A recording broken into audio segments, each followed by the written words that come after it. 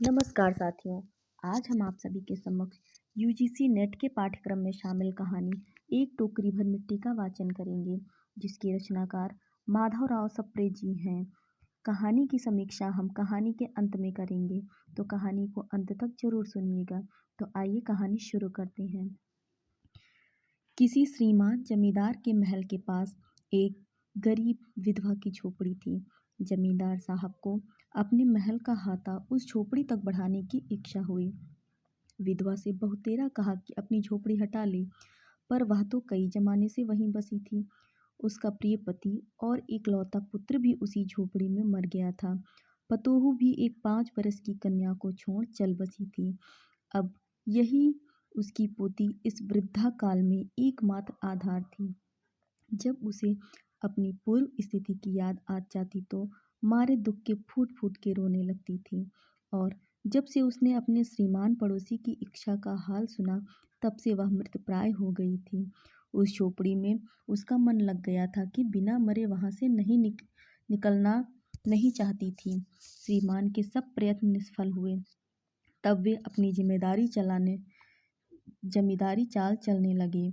बाल की खाल निकालने वाले वकीलों की थैली गरम कर उन्होंने अदालत से झोपड़ी पर अपना कब्जा कर लिया और विधवा को वहां से निकाल दिया। बेचारी अनाथ तो थी ही, पास पड़ोस में कहीं जाकर रहने लगी।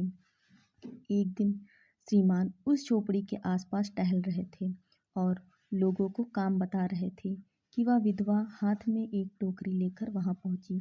श्रीमान ने उसे देखते ही अपने नौकर से कहा कि उसे यहाँ से हटा दो, पर वह गिड़गिड़ाकर बोली, महाराज, अब तो यह झोपड़ी तुम्हारी ही हो गई है। मैं उसे लेने नहीं आई हूँ। महाराज, क्षमा करें तो एक विनती है। जमींदार साहब के सिर हिलाने पर उसने कहा, जब से झोपड़ी छूटी है तब से मेरी पोती न खाना पीना छोड़ दिया है। मैंने बहुत कुछ समझाया पर वह एक नहीं मानती। कहती यही कहा करती है कि अपने घर चल, वहीं रोटी खाऊंगी। अब मैंने यह सोचा कि इस झोपड़ी में एक टोकरी मिट्टी लेकर उसी का चूल्हा बनाकर रोटी पकाऊंगी। इससे भरोसा है कि वह रोटी खाने लगेगी। महाराज, कृपा करके आज्ञा दीजिए तो इस एक टोकरी मिट्टी से एक टोकरी मिट्टी ले जाऊं। श्रीमान ने आज्ञा दे दी। विधवा झोपड़ी के भीतर गई। वहां जाते ही उसने पुरानी बातों का स्मरण हुआ और उसकी आंखों से आंसू की धार बहने लगी।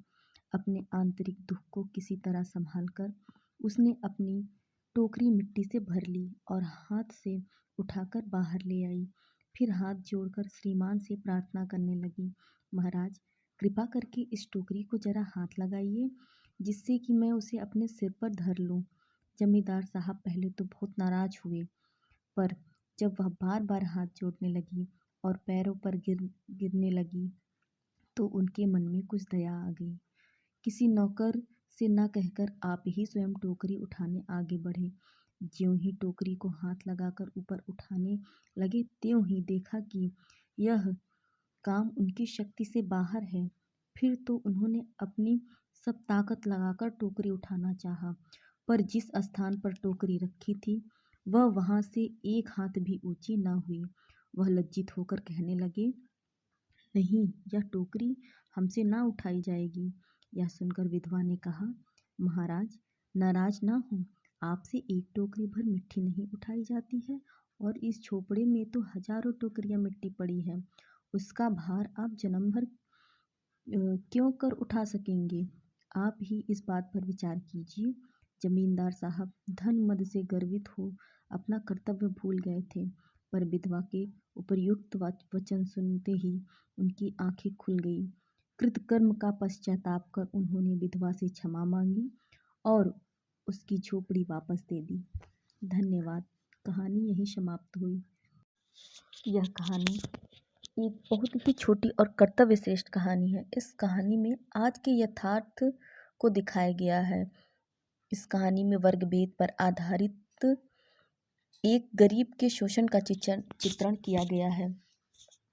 इस कहानी में अहंकार और स्वार्थ का चित्रण जमींदार के रूप में किया गया है। जमींदार का हृदय परिवर्तन एक गरीब बुजुर्ग महिला द्वारा किस प्रकार से हुआ यह दिखाया गया है।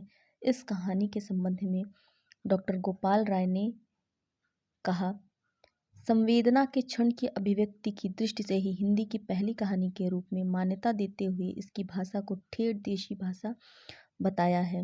इस कहानी में सिर्फ 2 पात्र हैं, जमींदार और अनाथ विधवा, और गौण पात्र जमींदार का वकील और उसकी पोती और गरीब विधवा की पोती।